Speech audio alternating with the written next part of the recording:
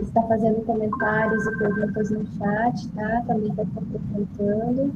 Podem ficar à vontade. Lembrando que a nossa webinar, ela já está sendo gravada. E assim, acredito que a gente já pode iniciar, né? Cliva? Podemos sim, Tranquilo? Tá. Paulinete. Boa tarde, Paulinete.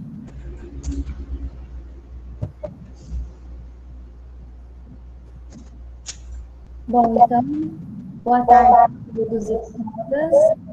Eu sou a Jéssica, bolsista desse projeto de extensão WebMate, e estarei com vocês na mediação deste webinar.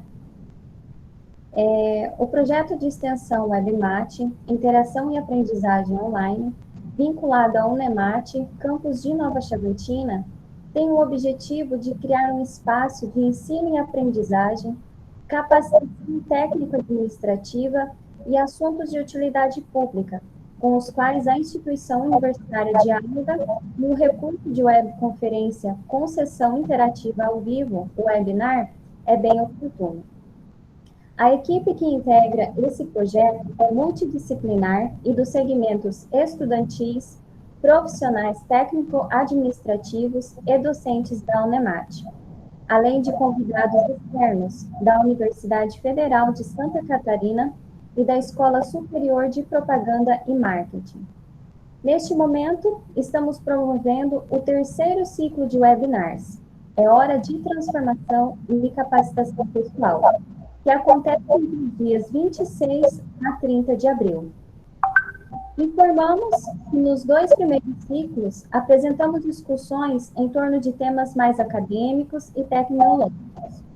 Para este ciclo, estamos com temáticas mais voltadas para empreendedorismo, saúde mental e alimentar e discussões que envolvem a sociedade, como assédio moral, finanças e cultura indígena. Em nome da equipe do projeto WebMate, agradeço a presença de cada um de vocês aqui hoje e neste ciclo de webinars. Esperamos que aproveitem ao máximo da nossa programação.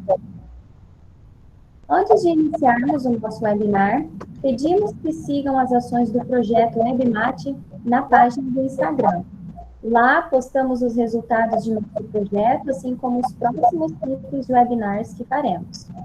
Somos parceiros da ação coletiva Amigos de Bike, que tem a iniciativa de atender com cestas básicas famílias em vulnerabilidade de socioeconômica.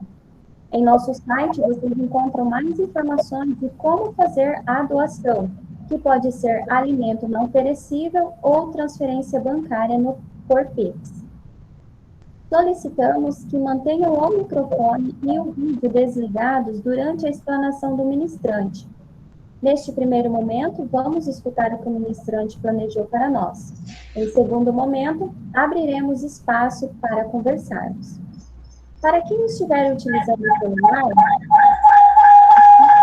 que usem na posição paisagem, o celular deitado, para melhor visualização da imagem da apresentação.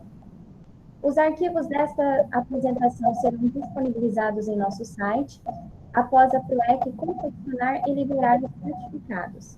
Estes também ficarão disponíveis em nosso site para baixar. Pedimos para que não se esqueçam de preencher a lista de presença, para efeito de certificação. Disponibilizaremos o link no chat logo mais e ao final do webinar. Basta preencher uma vez. Agora, convidamos ele, mestre em Educação para Ciências e Matemática pelo IF de Goiás, especialista em Matemática pela Faculdade do Noroeste de Minas, MBA em Estratégias Gerenciais para o Agronegócio pela Universidade de Rio Verde e Docência de Ensino Superior pela Universidade de Rio Verde, licenciado em Matemática pela Universidade Estadual de Goiás e atualmente é professor efetivo na SEDUC, Secretaria do Estado de Educação do Mato Grosso. E também professor substituto da Unemate, campus de Nova Chavantina, no curso de Engenharia Civil. Tem experiência na área de ensino de matemática, estatística, matemática aplicada e matemática financeira e gestão escolar. Este é o Cliver Moreira de Barros, que irá conversar conosco hoje sobre a temática Orientações para a escrita do projeto de pesquisa, um enfoque prático. Cliver, agora eu passo a palavra para você. Obrigado, Jéssica. Boa noite, todo mundo. Ivor, coordenador aí do nosso projeto, Daniel. Obrigado pelo convite, participando de mais uma webinar nesse terceiro ciclo. Jéssica, antes de iniciar minha fala, eu queria te parabenizar aqui em público pela sua capacidade de fazer o projeto andar de forma... você faz com que todo o nosso projeto aí, divulgação, mídia, aconteça e você põe mesmo a coisa para rodar. Então, parabéns aí pelo seu trabalho no projeto. O Ivor e o Daniel estão aqui, eu acho que a Gisele também, sabem que se não fosse você, o nosso projeto não estaria onde está hoje. Então, parabéns aí pela sua participação no projeto. Pessoal, então, antes de iniciar minha fala aqui sobre o projeto de pesquisa, só queria falar um pouquinho sobre a minha trajetória na pesquisa. Eu estou, desde 2010, iniciei a trabalhar na graduação em 2008, em 2010 tivemos as primeiras turmas de projeto de pesquisa e monografias, e aí, a partir daí, então, já comecei a ter contato com pesquisa. Na graduação não foi tanto, né, o nosso TCC foi em cima do estágio, então a gente não teve aquela prática mesmo de ir a campo, fazer pesquisa, então foi uma coisa mais voltada para o estágio mesmo. Então, em 2010, quando eu comecei a ministrar aulas no ensino superior, que eu comecei, então, a trabalhar com pesquisa, orientação, trabalhando como examinador. Então, é a partir dessa minha prática, que eu venho trazer para vocês aqui algumas coisas que eu tento trabalhar com os meus orientandos, como se eu fosse um examinador. Então, eu tento orientar na visão do examinador, né? Então, o que o examinador espera de um trabalho científico? Então, é nessa perspectiva aí que a gente vai estar falando com vocês hoje sobre o projeto de pesquisa. Eu vi na fala da Jéssica também, na webinar dela anteontem, sobre esse momento da gente estar buscando conhecimento. Então, eu vejo que nós temos muitas informações, eu vou parafrasear a Jéssica aqui agora, nós temos muitas informações, estamos com tudo na mão para conseguirmos construir o nosso conhecimento a partir dessas informações que a gente está tendo. Então, chegaram em muitos aplicativos, muitas ferramentas que a gente pode estar utilizando e aprender neste momento é crucial. A gente sabe que daqui para frente a tecnologia não vai mais nos deixar. Então, para todo mundo que está, principalmente nessa área da docência, educação aí, nós sabemos que o ensino híbrido veio para ficar e a tecnologia também. Então, esse é o momento para a gente construir o nosso conhecimento acerca das tecnologias, principalmente na educação. Eu queria pedir, eu estou acompanhando aqui na outra tela, né, qualquer coisa que tiver para discutir aí durante a apresentação, podem ficar à vontade aí no chat. Jéssica, se você vê que tem alguma coisa que você quer discutir no momento da apresentação, pode me interromper, tá? Que a gente vai trocando ideias aqui. Na webinar de ontem sobre as marcas, eu gostei muito da interação que a gente teve, então eu espero que nós possamos também interagir no momento da apresentação, tá? Então, é uma troca de experiências que a gente possa aprender juntos aqui, tá? Então, vamos lá.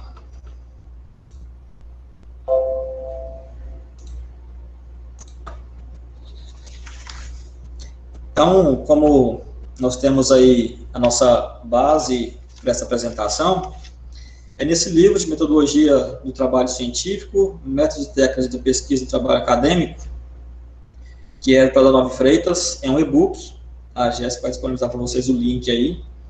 Nós temos dois autores, né, desse livro, Prodanov e o Freitas. O Kleber Cristiano Prodanov, ele é mestre e doutor em História Social, ele atua nessa universidade, Fevale, ele é o atual reitor da universidade. E o Hernani César de Freitas, ele é pós-doutor em Linguística Aplicada, e também em alguns cursos na área de saúde também. Então, ele vem formado em letras, e vem nessa área de mestrado, doutorado e pós-doutorado nessa área de linguística. E vamos trabalhar também com enfoque nesse livro do Antônio Carlos Gil, Como Elaborar Projeto de Pesquisa. O Gil tem um mestrado e doutorado na área de Ciências Sociais. Então, nós vamos enfocar aí o nosso nesses dois trabalhos, tá? Esse e-book do Paulo Nove Freitas, a gente vai disponibilizar para vocês. O do Antônio Carlos Gil,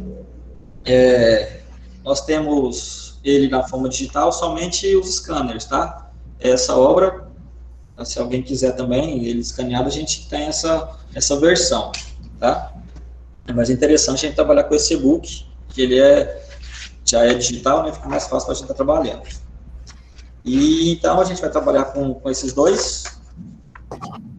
O enfoque é bem prático, tá? Desses dois livros, principalmente do Gil, né? Que ele traz exatamente, né, a elaboração de projeto de pesquisa. Ele não vem com aquele enfoque teórico, né, do início da disciplina de metodologia científica, por exemplo, que a gente trabalha lá no nosso primeiro período, né, primeiro semestre aí do nosso curso de graduação. Então, ele vem mesmo para a prática, né, de como elaborar cada um dos tópicos do projeto. E o do Nove Freitas, que é o e-book, também temos esse enfoque prático aí, só que ele traz muito mais coisas, tá? Deixa eu só dar uma passada aqui no sumário dele. Então, ele vem falando das definições de ciência, os critérios de cientificidade, relação entre conhecimento científico e popular, aí traz os métodos científicos, pesquisa científica, o que é pesquisa, aspectos éticos, características da pesquisa científica. Aí que ele vem entrando na estrutura do projeto de pesquisa, né, falando o que é cada um dos tópicos. A partir daí, ele já traz um outro tópico falando dos trabalhos acadêmicos e científicos nos cursos de graduação e pós, as modalidades, publicações científicas. Um outro capítulo, apresentação de trabalhos acadêmicos, né, como que vai ser o nosso relatório, toda a formatação. Ele traz também aqui as normas gerais para elaboração de referências, estrutura do trabalho monográfico, os elementos textuais, pré-textuais, formatação de trabalhos monográficos em Word. Então, ele também ensina aqui como a gente vai formatar um texto, automatizar o documento do Word para ficar mais fácil o nosso trabalho, criar sumário automático, criar figuras gráficas. Então, ele vem trazendo toda essa parte também. Então, é uma obra bem completa, tá? Então, é a partir dessa visão prática que a gente vai passar para a nossa apresentação. Então, eu trouxe aqui alguns conceitos que a gente não vai detalhar, né, o que é ciência, o que é a delimitação de um tema, conhecimento popular e conhecimento científico, os critérios de cientificidade, o que é pesquisa, os objetivos. Então, a gente vai se ater um pouco a essas definições, tá? E vamos passar direto para a parte prática do projeto, tá? Então, o roteirinho que eu preparei aqui é uma visão geral do projeto de pesquisa, algumas atitudes do pesquisador, bem resumido, a gente traz do que o Nove Freitas traz no livro, ética na pesquisa, escrita científica, citações, chamadas de autores, os conectores, estrutura do projeto de pesquisa e o material de apoio que eu vou apresentar para vocês no final. Então, esse é o roteiro que a gente vai seguir. Então, primeiro, pessoal, é um meme que está rolando aí sobre projeto de pesquisa. Antes de iniciar um projeto, verifique se há recursos, né? Então, a primeira coisa que a gente tem que fazer quando for pensar num projeto de pesquisa é recursos. E quando a gente se depara com esse nome recursos, a gente já imagina, né, recursos financeiros, né? E também é importante, mas nós não podemos pensar apenas na parte financeira. Nós precisamos pensar também na parte bibliográfica. O que a gente vai ter de recurso que já foi publicado por autores renomados, trabalhos, artigos científicos, do que eu estou querendo escrever. Eu trabalhei como coordenador do núcleo de trabalho de conclusão de curso da Faculdade de Direito, em Caiapone. Quando surgiu a Lei Maria da Penha, todo mundo queria escrever sobre Lei Maria da Penha nos trabalhos. E o pessoal é bem voltado para a escrita de trabalhos bibliográficos. Então, todo mundo queria escrever sobre a lei, só que não tinha nada ainda sobre a lei. Então, a gente não tinha o recurso né, para desenvolver um trabalho bibliográfico acerca da lei naquele momento. Então, a gente tem que pensar nesses recursos antes de iniciar, então, o nosso projeto, tanto financeiros quanto a nossa base teórica, aí, que são os nossos autores que vão dar base para o nosso trabalho. O projeto de pesquisa, então, ele vem desse ciclo, né? Então, primeiro a gente tem a ideia de pesquisa. Essa ideia de pesquisa ela pode vir de vários fatores, né, da minha vivência em um determinado local, e a partir dessa minha vivência eu consegui determinar algum problema, né, e tentar resolver esse problema. Então, aí a gente vai para a parte da leitura, publicações sobre a ideia ou tema, então a gente já vai fazer aí um fichamento sobre aquele tema, e a partir daí a gente já consegue definir qual que é o problema e quais são os objetivos que a gente vai ter na pesquisa.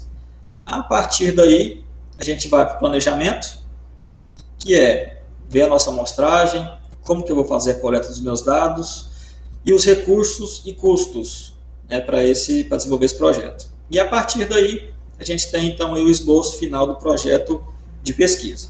Ok? Então, esse é basicamente o ciclo que a gente tem do projeto.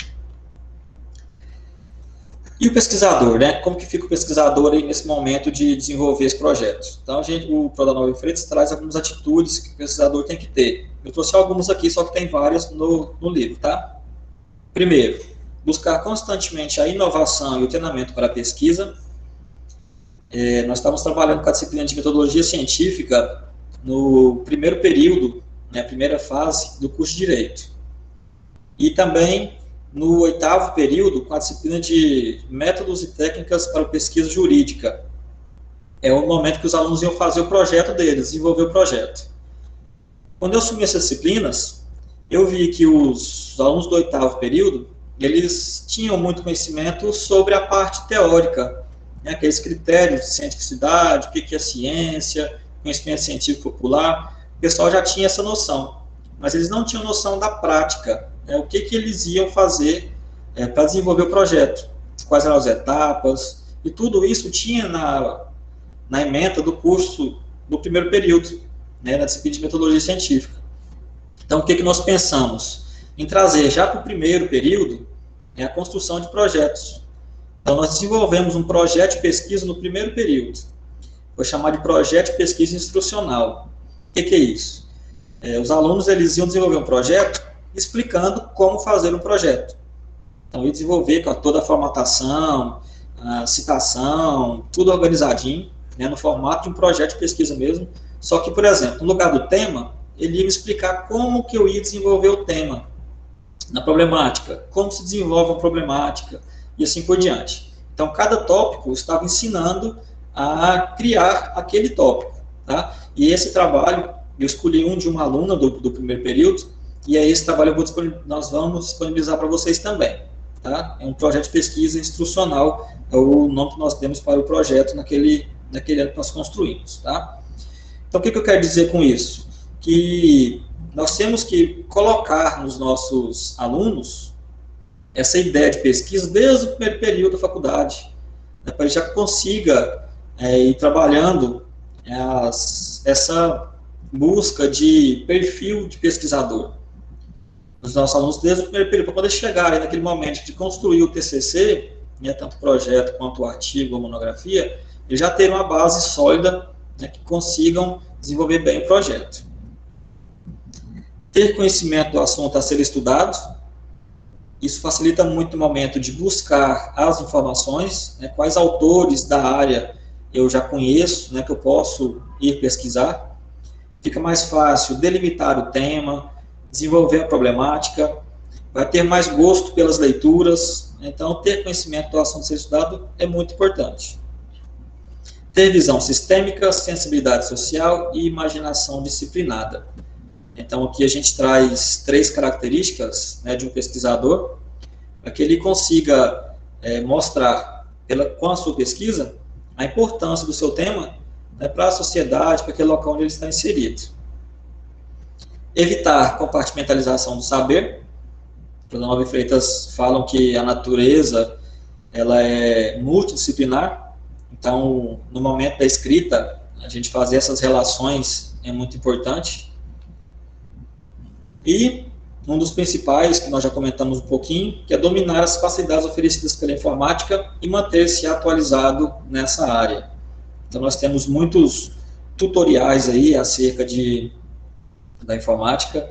Nesse período de abril do ano passado para cá, eu aprendi muita coisa assim que já tinha de muito tempo, a gente não tinha contato ainda, então a gente foi buscando muitas coisas para melhorar as nossas aulas, melhorar o nosso currículo, então a gente está aprendendo muito nesse momento, né? A informática, ela vai nos facilitar muito aí o trabalho no momento, tanto de fazer uma pesquisa, formatar um trabalho, organizar uma figura, então tudo isso a gente tem que estar dominando. Aí eu trouxe alguns aplicativos para mostrar para vocês no final também. Ética na pesquisa é um ponto muito importante, né, em relação aos autores. Então é o que ele traz, né, sobre o plágio, né, a lei que fala sobre o plágio, a gente evitar esse plágio. Os participantes da pesquisa também nós temos que tratá-los de maneira ética, e para isso tem o Comitê de Ética em Pesquisa das instituições de ensino superior. Então é muito importante que os nossos projetos, principalmente se tiverem participação de seres humanos, terem a aprovação do Comitê de Ética, principalmente no momento de fazer algumas publicações, né? Dependendo da revista, vai exigir aí a aprovação do CEP. Escrita científica, né? Então a citação ela vem para evitar o plágio. Nós temos aí que a citação é menção de informação extraída de outra fonte. Ela pode ser direta, que é a curta, de até 3 linhas, que é aquela que aparece entre aspas dentro do texto. A longa, com mais de 3 linhas, né, que é aquela que fica recuada, com espaçamento de 4 centímetros. Então, tem algumas formatações aí específicas. É uma das poucas coisas que a ABNT não padronizou. A fonte, pode ser tanto a Times quanto a Arial, né, quando a gente vai formatar um trabalho. E essa questão da citação longa que a gente tem que recuar. Ela fala que o tamanho da fonte tem que ser menor que a do texto. Então, eu posso colocar minha fonte 11, 10, 9, não tem um padrão. Dependendo da instituição que tem um manual próprio, elas já estipulam lá já esse tamanho dessa fonte. Então, a citação direta é a transcrição textual de parte da obra ou de um autor consultado, na íntegra. A indireta é um texto baseado na obra do autor consultado. Então, nós não podemos esquecer que mesmo se eu pegar a ideia de uma pessoa, eu tenho que citar aquela pessoa. Se eu li, por exemplo, 3 obras, fiz uma síntese, uma paráfrase, eu tenho que citar aquelas 3 obras. Tá? Então, cuidado para... nas citações indiretas, não esquecer de colocar sua fonte de pesquisa aí, tá? A chamada do autor, nós temos ela contextualizada e no final do parágrafo, nós utilizamos, e a maioria das instituições utilizam essa forma, de autor-data, contextualizada, quando ela vem dentro do texto. Eu trouxe um exemplo que está em negrito, segundo a Associação Brasileira de Normas Técnicas, a ABNT. Essa aqui foi a primeira vez que ela apareceu no texto, então por isso que está por extenso e depois a sigla. A partir da segunda vez que ela aparecer no texto, podemos colocar só a ABNT. No final do parágrafo, vem tudo em caixa alta, o ano e a página. Lembrando que na citação direta é obrigatório colocar a página e na indireta não. Ok?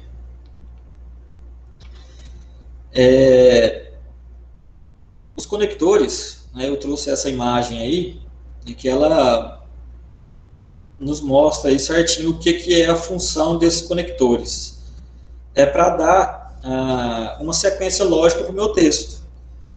Eu já participei de muitas bancas e vi muitas bancas, os examinadores, falando que o texto está parecendo uma coxa de retalhos, os parágrafos não têm conexões, fica mudando de assunto de forma muito rápida. Então, os conectores eles vêm para nos auxiliar nesse momento. Então, sempre que eu vou escrever um texto, eu gosto de deixar já esse arquivo aberto com os conectores. Fica até mais fácil da gente desenvolver o texto, flui com mais facilidade. E assim a gente consegue ir ligando um texto com o outro e o texto flui, fica um texto homogêneo. Então, nós temos vários conectores de adição, de conclusão, de semelhança. de tempo. Então, para cada um desses, eu tenho alguns conectores aí que eu trouxe para vocês aqui como exemplo. Exemplificação, reafirmação, resumo, contraste, espaço. Então, eu trouxe um exemplo aqui de um TCC que eu participei daí da Engenharia Civil da Unemat. Então, primeiro parágrafo, fui falar, vou nos anos 8.000, né, até 5.000 a.C., tá, beleza. Aí, no segundo parágrafo, já tem, neste sentido. Então, aqui eu tenho um conector de semelhança ou ênfase. Então, ele vem reafirmar alguma coisa que já estava no parágrafo anterior. Então, este é um exemplo de um conector. Esses conectores podem ser utilizados também no processo de citação textual, né, que nós vimos ali, segundo, né, o autor fulano de tal. Então, nós temos os conectores aí também. Então, nós temos aí, ó, na opinião de acordo com, afirma, na visão para a gente chamar o autor, tá? Nós também falamos que são os conectores de chamadas de autores, né? Então, eu trouxe um de exemplo aqui. Então, segundo Ferreira, 2001. Então, como aqui eu tenho só o ano, isso já me mostra que é uma citação indireta, né, que também não tem aspas. Então, segundo aí é um conector, chamando o autor Ferreira. Aqui nós temos o Santos, 2015, afirma que. Então, nós temos aí também um conector, contextualizando o Santos, e temos aqui um de contraste, ó, que é o entretanto. Então, nós temos aí, quanto à técnica de pau-a-pique, Santos afirma que as paredes de superadobe são mais resistentes, térmicas e cortantes. Entretanto, a única desvantagem das construções, então, é que a gente tem um contraste, né? Até na sequência que a gente já viu a palavra desvantagem. Então, a gente já vê um contraste da afirmação anterior. Ok? Então, uma parte geral, então, da escrita do projeto. Então, são os conectores, a gente vê certinho aí sobre as citações, chamadas de autores, isso é uma parte mais prática, né? Nós temos aqui as fases do projeto de pesquisa, tem um pouco de coisa que antecede essa escolha do tema, né? Tem algumas coisas que vêm após isso também, só que nós trouxemos aqui a parte principal do projeto de pesquisa, que é o que a gente quer trabalhar com vocês hoje, né? Então, nós temos a escolha do tema, a delimitação desse tema, o problema, as hipóteses, justificativa, os objetivos geral e específicos, a metodologia que vai ser utilizada, o cronograma de atividades, o orçamento e as referências bibliográficas. Então, isso aqui é basicamente a estrutura do projeto de pesquisa. Então, esses elementos devem conter no projeto. Então, o tema, ele vai responder essa pergunta, o quê? A justificativa, o porquê que eu estou escrevendo sobre esse tema. Para quê? Os objetivos geral e específicos. Como? A metodologia, então como que eu vou desenvolver essa pesquisa. Quando? Cronograma de atividades. Com quanto? O orçamento. E quais conceitos as referências bibliográficas, tá? Então, essa estrutura é a básica de todo projeto de pesquisa. De instituição para instituição, vai mudar. Tá? Então, eu trouxe aqui algumas estruturas de instituições diferentes. Então, olha aqui, eu tenho em uma instituição, introdução, desenvolvimento, metodologia, referência, anexos e apêndices. Então, dentro do desenvolvimento, nós temos o tópico referencial teórico. Dentro da introdução, nós teremos a justificativa, a problemática, a delimitação do tema, as hipóteses, então estarão todos ali dentro da introdução. Então, nós temos o outro que vem, o título do projeto, justificativa, problema, hipótese, objetivos, já é mais quebrado, né? Então, eu vou ter vários tópicos aí, diferente desse outro que é um resumão. Da Unemat, por exemplo, nós temos na introdução o referencial teórico. Então, dentro da introdução, nós não temos um tópico específico de referencial teórico, tá? Lembrando que nesses aqui nós temos os anexos e apêndices lá no final, que são opcionais, né? Lembrando que os anexos é aquilo que você copiou de alguém, uma foto, uma tabela, alguma coisa, e os apêndices são aqueles mesmos anexos, né? Só que você que criou. Então, se você criou um questionário, você tirou uma foto, então o que você fez são os apêndices. Alguma coisa que você copiou são os anexos, tá? Só que o mais importante que eu vejo no projeto de pesquisa é essa relação entre os tópicos, tá? É o que a gente chama que o nosso trabalho tem que estar amarradinho, né? Tudo tem que estar ligado, né? Então, eu trouxe com cores diferentes aqui, o que eu vejo que alguns autores trazem que tem que ter relação. Meu tema de delimitação, problema e objetivo geral, eles têm que estar muito alinhados, né? Que é basicamente a mesma coisa. Vou mostrar para vocês daqui a pouco um exemplo que tem no livro. A justificativa, a gente tem que mostrar a relevância social, científica e acadêmica, né, do nosso tema. Esse tema que eu escolhi, eu preciso escrever sobre ele, eu preciso realmente de uma pesquisa com critérios, metódica, para desenvolver. Então, é isso que a gente tem que mostrar na justificativa. Mostrar qual é a relevância que vai ter para todos esses meios aí, tá? Social, científico e acadêmico. As hipóteses, objetivos específicos e metodologia também devem estar alinhados. Se eu supus alguma coisa, que são as minhas hipóteses, né, que são possíveis respostas para a minha pesquisa, os meus objetivos específicos, que são, né, a espinha dorsal do meu projeto, é ali que eu vou mostrar quais são os passos que eu vou caminhar para chegar no meu resultado final, tem que atender às minhas hipóteses. Se eu supus alguma coisa, eu tenho que ter uma ação para confirmar ou refutar aquela minha hipótese, né? Então, os objetivos específicos têm que estar de acordo com as minhas hipóteses. Como os objetivos específicos são ações que eu vou tomar, como que eu vou tomar essas ações? A metodologia vem indicando isso.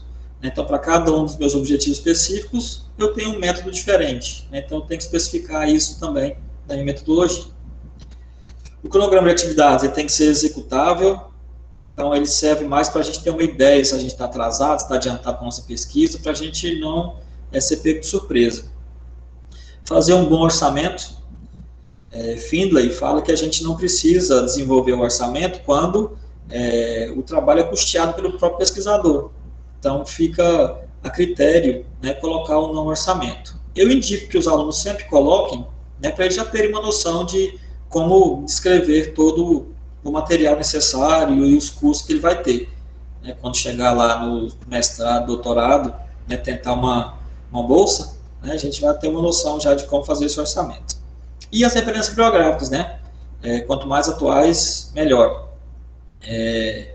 Nós precisamos evitar sempre usar o APUD, né, o citado por, a citação de citação, principalmente quando a gente estiver trabalhando com uma citação indireta, por exemplo. Né, o autor que você está lendo, ele fez uma paráfrase de o autor principal. Se você não tiver acesso àquele autor principal, procure uma citação direta dele. Por quê? Aquele autor que você está pesquisando, ele fez uma paráfrase, ele fez um resumo de acordo com o conhecimento que ele tem daquele tema, a visão dele naquele momento. Talvez o enfoque do trabalho dele é diferente do seu enfoque. Então, se você realmente não tiver acesso à obra original, aí sim faça uma citação de citação, mas tente pegar uma citação direta, tá? Então, o mais atual possível, entre aí nos últimos 5 anos, ok? Jéssica, tudo bem? Tá tudo tranquilo?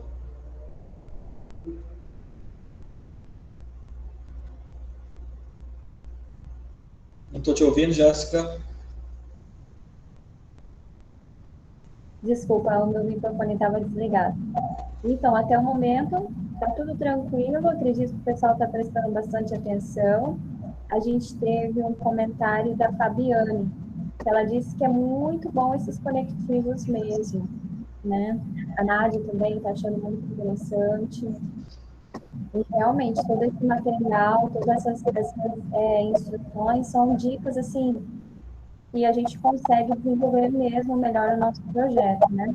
Eu também estou passando por essa fase de desenvolvimento e já participei de outras aulas suas apresentando esse material, e super indico. Você está fazendo o projeto de pesquisa e esse material do lado, sabe, de auxílio. Então, muito bacana. Não sei se o pessoal tem alguma pergunta nesse momento, até agora, pessoal, está tudo certo? Querem fazer algum comentário? Se quiser usar o áudio também, pode abrir o microfone, pode ficar à vontade, pessoal. O Luiz disse que você é o pai do conhecimento, Cleber, muito bom. Luiz. Exatamente. Então, o jeito que você está explicando parece muito fácil. E né, gente? É muito fácil. A gente vê a facilidade de escrever para quando a gente termina ele, né? O segundo fica muito mais fácil de a gente escrever. Realmente.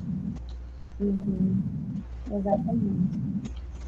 Então, vamos lá. Então, vamos seguir, né, Jéssica? O pessoal for comentando alguma coisa aí, a gente vai discutindo. Sim, Então, eu trouxe aqui também que as hipóteses, né, como elas são possíveis respostas da minha pesquisa, elas têm que atender a minha problemática, né? Então, eu vou ter uma pergunta, que é o meu problema, e vou ter algumas afirmações, que são as minhas hipóteses. Alguns autores trazem uma hipótese, né, geral, e outros trazem várias hipóteses. O que a gente costuma trabalhar com mais frequência são com várias hipóteses, né? 3, 4, 5 hipóteses aí, para a gente conseguir desenvolver bem o nosso trabalho. Então, eu vou ter uma pergunta, que é o meu problema, e possíveis respostas, que são as minhas hipóteses, tá? Que nesse momento do projeto aqui são empíricas, né? Aquilo que eu acho que pode ser uma solução do meu problema. Tá? Então, sem aprofundar muito no meu tema. Por quê? Se eu aprofundar muito no meu tema para colocar as minhas hipóteses, a gente já responde a problemática ali no projeto, né? Não precisa desenvolver a minha pesquisa. Então, tudo aqui é empírico por enquanto, tá? Aqui nas hipóteses principalmente. Os meus objetivos específicos têm que estar ligados com o meu objetivo geral, né? O meu objetivo geral, ele é mais ligado à conclusão mesmo da minha pesquisa, o que eu quero, onde eu quero chegar, e os específicos são os caminhos que eu vou percorrer até chegar no geral. Então, basicamente, é isso. E a metodologia, como eu já disse, né, tem que estar ligado com os meus objetivos específicos aí, né, que são as ações que eu vou tomar na minha pesquisa. Eu trouxe alguns exemplos aqui de alguns trabalhos que eu acompanhei nos últimos anos aí. E tem também o do livro, tá? do e-book do Pronome Freitas. O tema é marketing de patrocínio no processo de construção da marca das organizações. Esse é o tema geral do trabalho. O problema, como o marketing de patrocínio contribui no processo de construção da marca das organizações? Então, nós tivemos aí, qual que é a diferença do tema com o problema? O contribui. Né? E nós colocamos aí uma pergunta, né? Como esse marketing de patrocínio contribui no processo de construção da marca das organizações? Então, basicamente, o mesmo texto. Nós transformamos o tema numa pergunta, né? Virou o problema. E o objetivo geral é eu começar com o verbo, né? Que eu tenho que demonstrar que é uma ação. Então, analisar a utilização do patrocínio como forma de promoção de uma marca por associação a eventos esportivos, culturais, sociais ou demais atividades de interesse público. Aqui no objetivo geral, nós delimitamos mais um pouquinho, né? Que aí já trouxe a marca, né, relacionada a outras variáveis. Então, foi delimitando mais um pouco. Então, observem que aí eu tenho uma linha de raciocínio nos três. Então, tema, problema e objetivo geral é basicamente o mesmo texto, né? Só muda a forma como eu vou escrever. O tema é uma parte mais ampla e delimitado também, se eu quiser colocar um subtítulo, né? Alguns colocam 2 pontos, né, e coloca a delimitação. O problema, eu vou escrever ele na forma de pergunta, e o objetivo geral, iniciando com o verbo, né, que é uma ação, é onde eu quero chegar. Então, basicamente, o mesmo texto. Um outro problema, como o marketing de patrocínio contribui no processo de construção da marca das organizações? E ver as hipóteses. Então, a gente pensa que essa aqui é uma solução, né? Organizações que patrocinam causas éticas, ambientais e sociais possuem melhoria de imagem e crescimento de envolvimento da comunidade. Outra hipótese, o marketing de patrocínio fortalece o envolvimento dos funcionários com a missão da empresa. Então, nós temos aí respostas para a nossa pergunta. O tema já delimitado. A profissionalização da gestão nas empresas familiares como fator de perpetuidade e continuidade do negócio. Então, eu tenho um tema, né, profissionalização da gestão das empresas familiares, é o meu tema geral, e a delimitação, o fator de perpetuidade e continuidade do negócio. Então, já delimitei um pouco o meu assunto. O problema seria, então, como a profissionalização da gestão das empresas familiares contribui para a perpetuidade e continuidade do negócio. Então, olha aqui, mais uma vez, o contribui. Então, nós só transformamos o nosso tema em delimitação numa pergunta, que é o nosso problema de pesquisa. Vamos lembrar também aqui que o nosso problema ele vem primeiro. E o primeiro eu tenho aquele problema, aquele anseio, aquela angústia que eu quero solucionar. A partir desse problema, que eu vou criar o meu tema de delimitação e depois criar o meu objetivo geral. Então, geralmente, a pesquisa ela se inicia com o problema. E a partir disso, a gente tentar delimitar ao máximo para ficar mais fácil a nossa escrita, O objetivo geral, então, analisar e demonstrar que a profissionalização da gestão das empresas familiares contribui para a sua perpetuidade e continuidade. Então, na estrutura do projeto, nós temos escolha do tema e a delimitação. O tema, independentemente de sua origem, o tema é, nessa fase, necessariamente amplo, precisando bem no assunto geral sobre o qual desejamos realizar a pesquisa. Do tema é feita a delimitação, que deve ser dotada de um sujeito e um objeto. Já o título, acompanhado ou não por subtítulo, difere do tema. Em alguns trabalhos, nós temos o título do trabalho diferente do tema que você está trabalhando, a forma de escrever, tá? Mas o que a gente indica sempre, que o nosso título seja o nosso tema de delimitação. Já fica claro quando a pessoa vai fazer, por exemplo, um fichamento aí de uma pesquisa, para iniciar uma pesquisa bibliográfica, por exemplo, vai pegar vários trabalhos. E pelo seu título, o seu tema de delimitação, ele já consegue visualizar que aquele trabalho ali pode atender a sua necessidade. Então, eu indico que o título seja o tema e a delimitação. Por exemplo, aí, tema de delimitação. Isso aqui foi um trabalho que eu ajudei a orientar no semestre 2000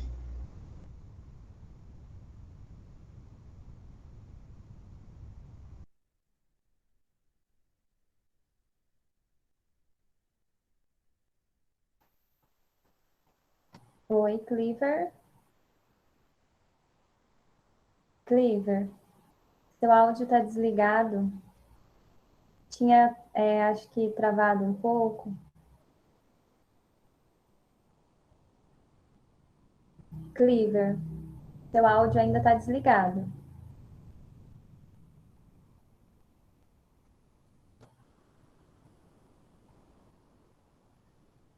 Apareceu aqui que o meu microfone está com problema no computador.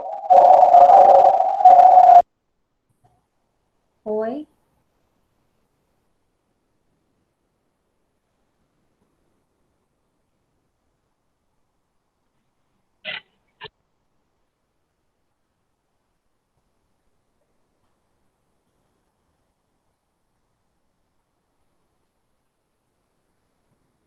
Vamos aguardar um pouco, pessoal, talvez algum problema técnico que ele teve lá.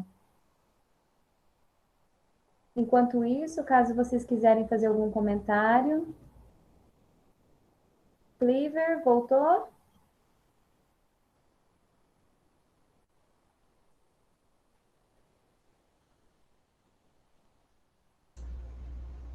Está me ouvindo agora, Jéssica? Sim, agora sim, normal. Eu pedi para atualizar a página, quando eu atualizei saiu. Aí eu já acessei novamente aqui, tá? Ok.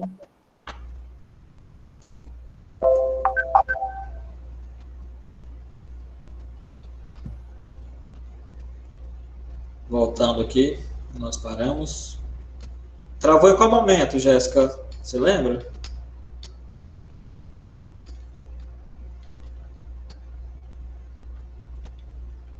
Não me recordo. Vai para cima, vamos ver. Você estava mostrando o trabalho de algum dos seus alunos, Cleaver. Ah, sim. No primeiro, tem um afetivo lá. Obrigado, Célia, André. Aqui? Isso, aham. Tá, Sim. beleza. Então, vamos lá. Então, esse é o trabalho que nós ajudamos a orientar, e esse foi o tema, né? Adoção por casais homoafetivos, 2 pontos. Análise sobre aspectos jurídicos. Então, nós tivemos aí o nosso tema, né? Adoção de casais homoafetivos, que foi a base do referencial teórico, né? Esses 2 tópicos. E para funilar o referencial teórico, análise sobre aspectos jurídicos. Então, essa foi a delimitação do tema. Então, quando ele foi escrever o referencial teórico, né, ele foi afunilando, né, ele veio trazendo toda a parte histórica, né, dessa parte de adoção e casais homoafetivos. Aí depois, para afunilar, para terminar, o último tópico dele do referencial teórico foi análise sobre aspectos jurídicos, tá? Então, eu indico que o nosso título seja sempre esse, né, tema de delimitação. Porque quando a pessoa olha o seu título, ela já consegue identificar certinho sobre o que você está falando. Problema. Esclarece a dificuldade específica com a qual nos defrontamos e que pretendemos resolver por intermédio da pesquisa. Alguns autores trazem problema de pesquisa, problemática, questão norteadora, então vai depender muito de autor para autor, né, e de instituição para instituição também. Então, um exemplo aqui é do mesmo tema, tá? Que eu trouxe anteriormente.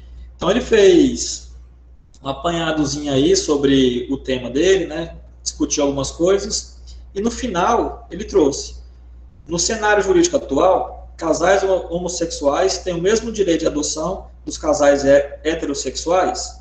Então, essa foi a problemática. Então, aqui a gente já trouxe, né, dentro daquela delimitação, é uma parte mais específica, né? Mesmo direito de adoção.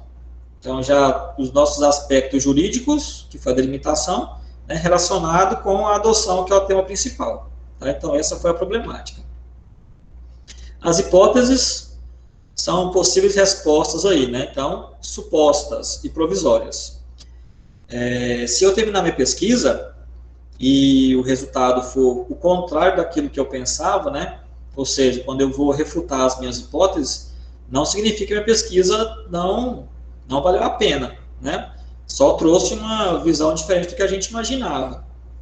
Eu gosto muito de trazer o exemplo lá de 2010, nos primeiros bancos que eu participei. Uma aluna, ela queria mostrar, né, os pais dela eram de assentamento rural, e ela pensava, né, que os comerciantes da região tinham preconceito com o pessoal dos assentamentos, né, não queria comprar os produtos do pessoal do assentamento. Então ela fez uma pesquisa sobre isso, né, por que o pessoal do comércio da região não comprava os hortifruti do pessoal dos assentamentos.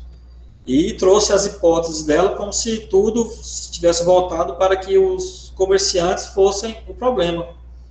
O que ela descobriu no final da pesquisa? Que o pessoal não comprava porque o pessoal dos assentamentos não tinha um produto toda semana.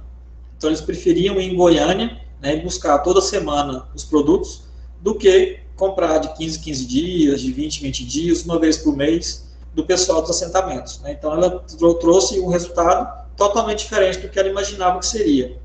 Então, as hipóteses são isso, né? São suposições. É alguma coisa ali que a gente pensa que acontece, e que a gente vai desenvolver a pesquisa para confirmar ou refutar o que a gente imaginava.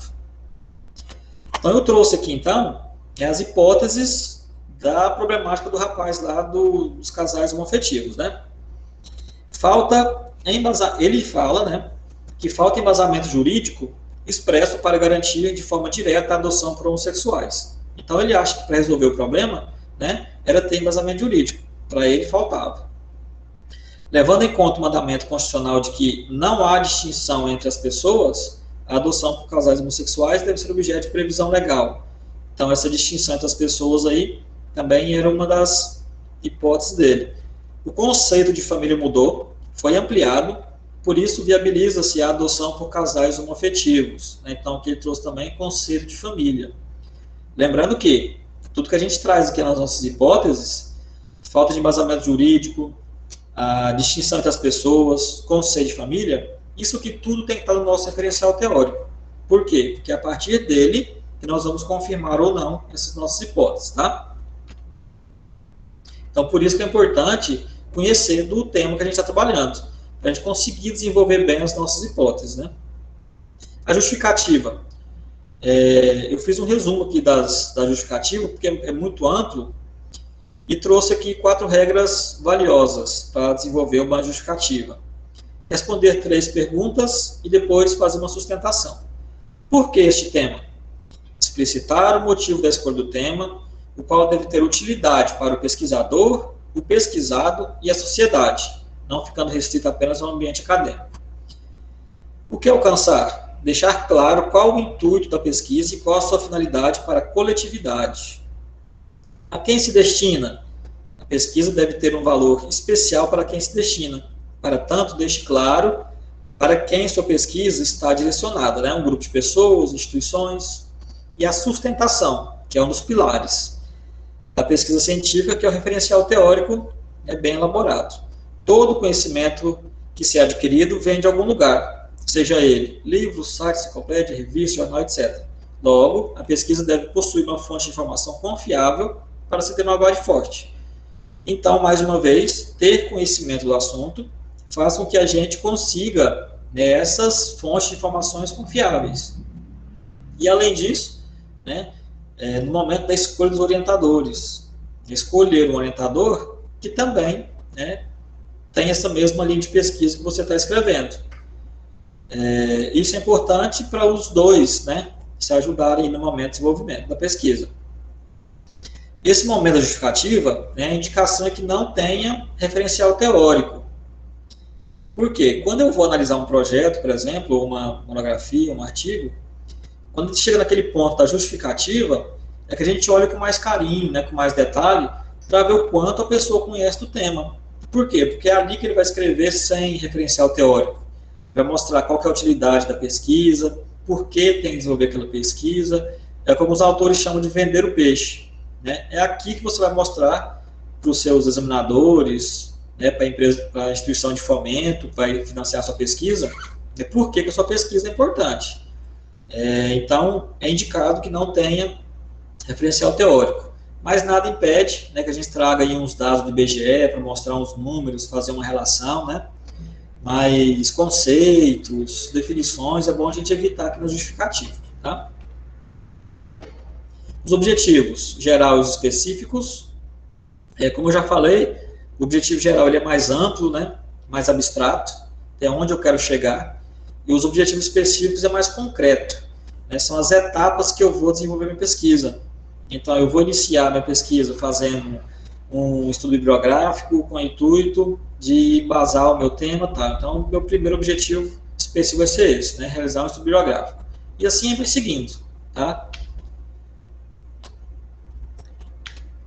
Então, nós temos, naquele exemplo anterior que nós falamos sobre a profissionalização, analisar e demonstrar que a profissionalização da gestão nas empresas familiares contribui para a sua perpetuidade e continuidade. Os específicos seriam investigar as principais noções conceituais, apresentar a estrutura organizacional, demonstrar o nível de profissionalização, descrever o processo de profissionalização. Então, aqui a gente tem etapas mais concretas, né? É o que eu preciso desenvolver mesmo para conseguir analisar e demonstrar o que é pedido no meu objetivo geral, ok? Vou acelerar um pouquinho aqui, vou pular umas partes aqui, porque nós estamos já terminando. Aí eu trago aqui alguns objetivos também, alguns verbos para utilizar nos objetivos. Quando a pesquisa tiver o objetivo de conhecer, então nós temos alguns verbos que são específicos para isso, de compreensão, de aplicação, de análise, então a gente já tem os verbos. Quando a gente tem aquele problema na cabeça que a gente quer escrever sobre ele, quando eu olho os verbos, eu já consigo terminar o meu objetivo geral. É muito interessante quando a gente visualiza os verbos, que a gente consegue fluir melhor no nosso raciocínio aí, descrever o nosso objetivo. Eu utilizo muito esse resuminho aqui que o professor Fernando Bueno, do curso de turismo, lá da Unesp, trouxe. Então, que tem sugestão para objetivo geral e para objetivos específicos, e ele tem numa outra página também para cada tipo de pesquisa os verbos que são indicados. A metodologia é uma parte muito importante, Alguns autores trazem metodologia, outros trazem material e métodos. Então, Prodanov e Freitas traz a diferença aqui. Material e métodos. Eu vou especificar o meu tópico como material e métodos quando eu vou fazer experimentos laboratoriais, dos quais utilizam materiais específicos e métodos diferentes. Então, eu vou trabalhar com variáveis ali. Então, eu preciso de vários materiais e vários métodos. A metodologia, ao se analisar o fenômeno social, não sujeita à manipulação do pesquisador. Então, quando eu vou manipular alguns objetos, no laboratório, por exemplo, eu vou utilizar o nome do tópico, material e métodos. Quando for uma pesquisa de fenômeno social, metodologia, tá? Aí ele traz, no capítulo 2, o método científico. Aí ele traz... Por que eu trouxe isso aqui agora? Porque nós precisamos classificar a nossa pesquisa na metodologia. A gente mostrar que a gente conhece meio de pesquisa científica. E a primeira coisa é a gente mostrar quais são os métodos que a gente vai utilizar, Quais são os métodos de abordagem, de procedimentos. Então, nós temos o método dedutivo, indutivo, hipotético-dedutivo, dialético e fenomenológico. Dedutivo é aquele que parte do geral para o particular, o indutivo do particular para o geral. O hipotético-dedutivo, que a gente mais utiliza, que a gente traz a questão da problemática, das hipóteses, das suposições.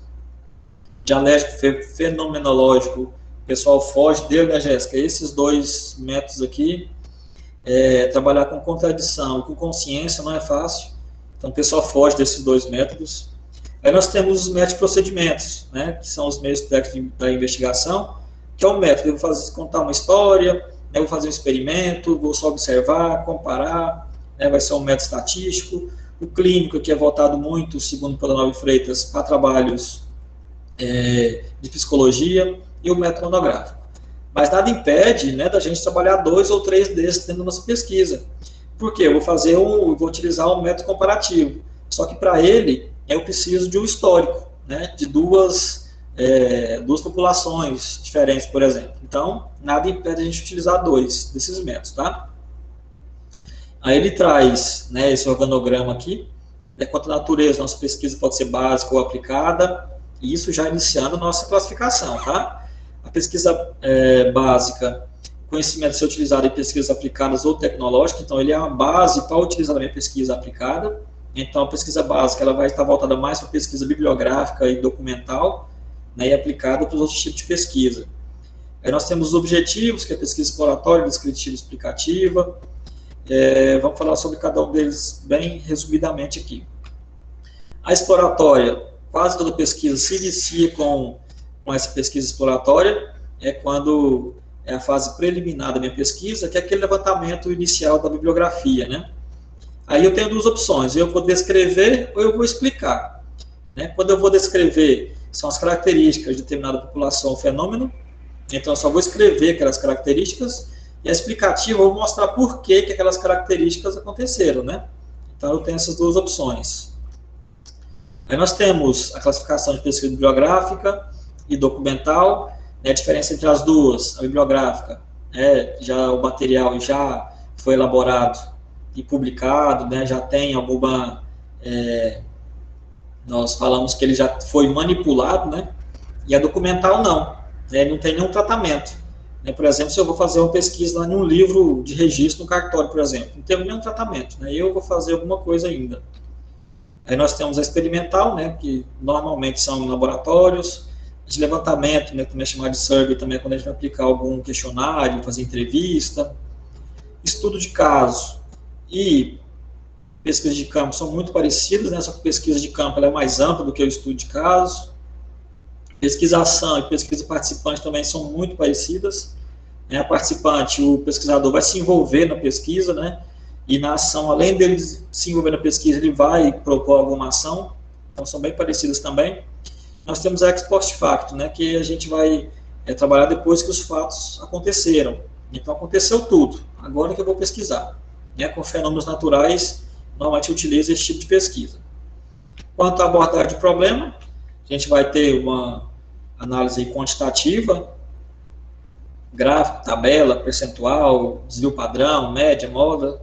Qualitativo, quando a gente vai ter uma relação dinâmica entre o mundo real e o sujeito. É a parte mais que a gente trabalha mais com escrita do que da quantitativa. Aí ele traz aqui as características da pesquisa, né? A básica, normalmente ela é quantitativa, exploratória e tem bibliográfico documental. Então, essas são as pesquisas básicas. Então, já traz uma classificação aqui, né, que a gente pode também até utilizar. Na pesquisa aplicada, normalmente ela vai ser qualitativa, explicativa ou descritiva, e os procedimentos, ela vai ser uma pesquisa experimental, levantamento, estudo de caso. Então, o que eu queria trazer para vocês, depois de todo esse enfoque aí no projeto de pesquisa, algumas coisas que podem nos ajudar aí também, tá? Sobre o projeto de pesquisa, alguém quer comentar alguma coisa? Tem alguma coisa no chat, Jéssica, que o pessoal quer falar? Sim, sim. Uhum. Deixa eu ver aqui. Uma pergunta da Gisele. Cleaver, estou fazendo um artigo, porém não estou encontrando muita bibliografia especificamente do tema abordado. Como eu poderia dar andamento no trabalho? Estou usando legislação. Seu microfone desligou, Cleaver.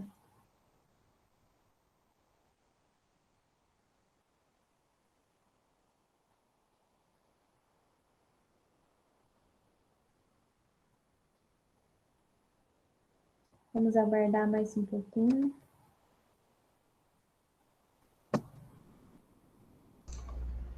Jéssica, tudo bem agora? Sim, aham. Gisele, então, quando a gente está trabalhando principalmente com legislação, né, que não tem nenhum comentário ainda sobre isso, eu penso que tudo que você for descrever na sua pesquisa, você vai ter que citar somente a legislação. Então, todo comentário, naquele tópico principal, resultado de discussão, a sua discussão vai ser entre você e a legislação, né? Bem seca mesmo, né? Não vai ter nenhuma doutrina ainda sobre aquela legislação. Então, vai limitar um pouco o seu tópico, né, resultado de discussão, mas eu não vejo problema também não, você continuar desenvolvendo o seu artigo nessa linha. Legal, legal. Muito bom. A Marciele, com relação às... Antes disso, Marciele, gostaria de fazer algum comentário?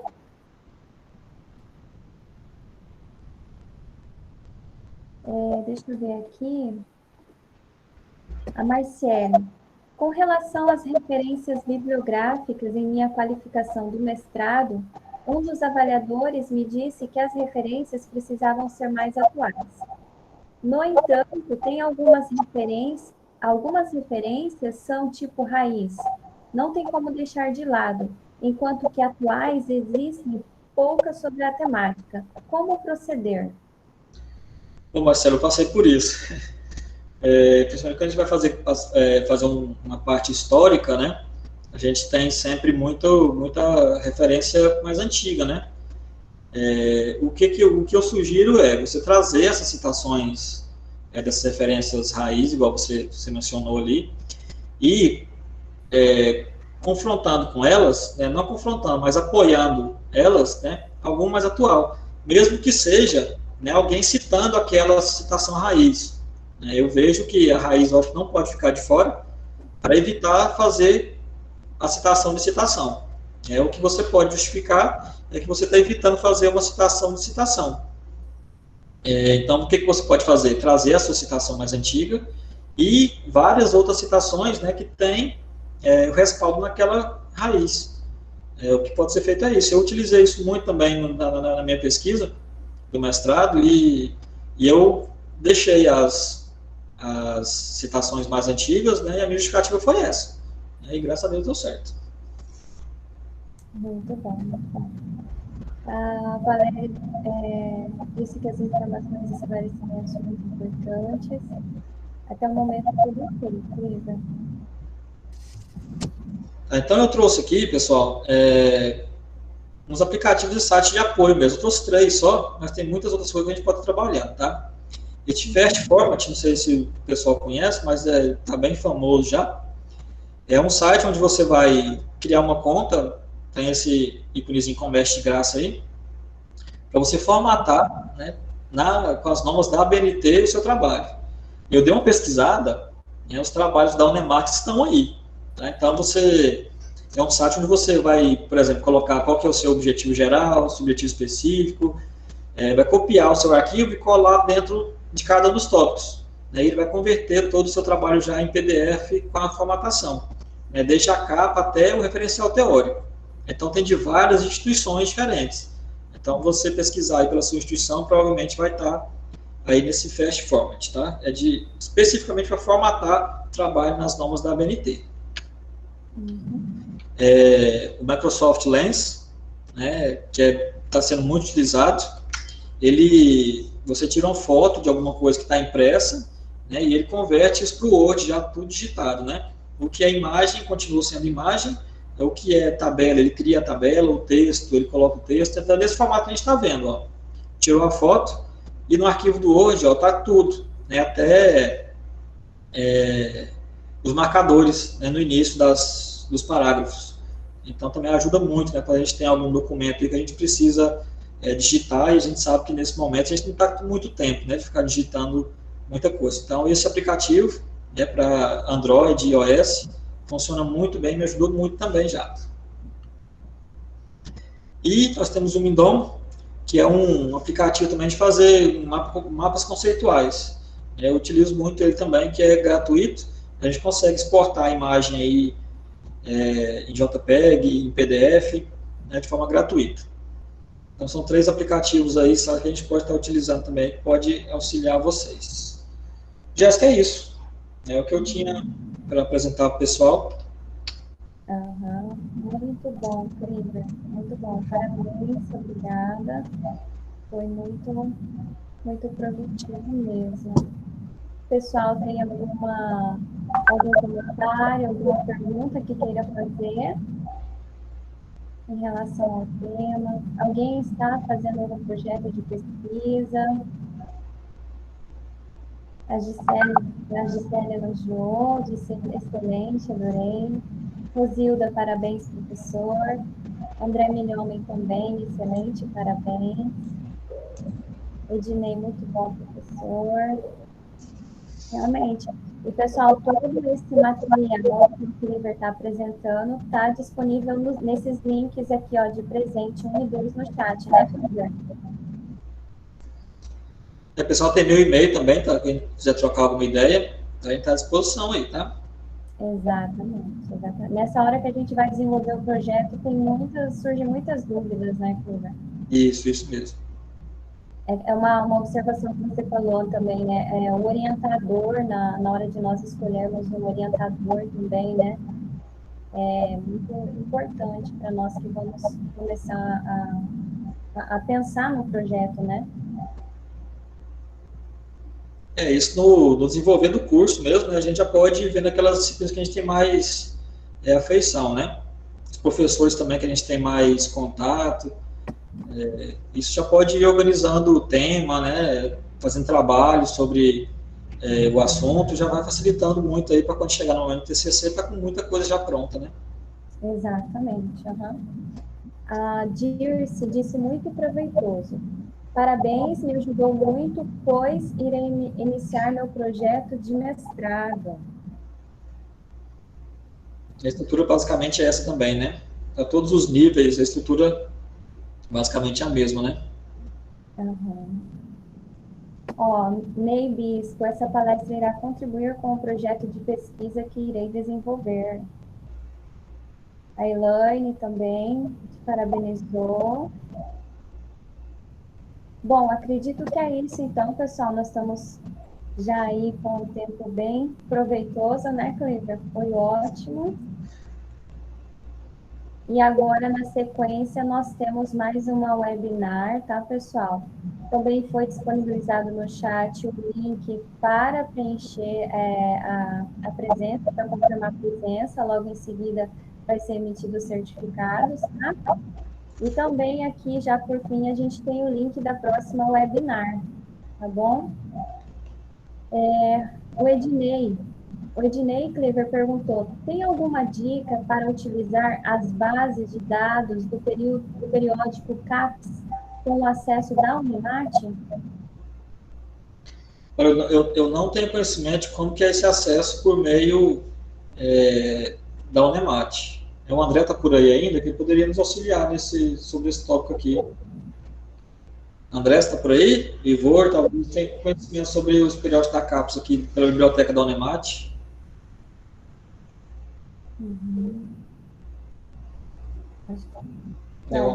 Aqui mais. Acho que eles já migraram para outro webinar também.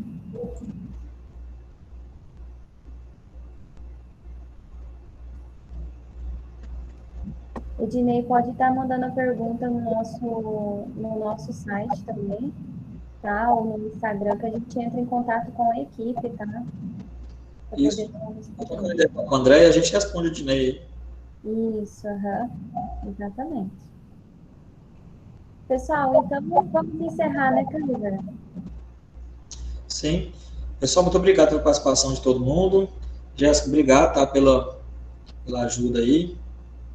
E é isso. Se qualquer coisa está à disposição, no e-mail, está disponível para vocês aí. Forte abraço, continua todo mundo.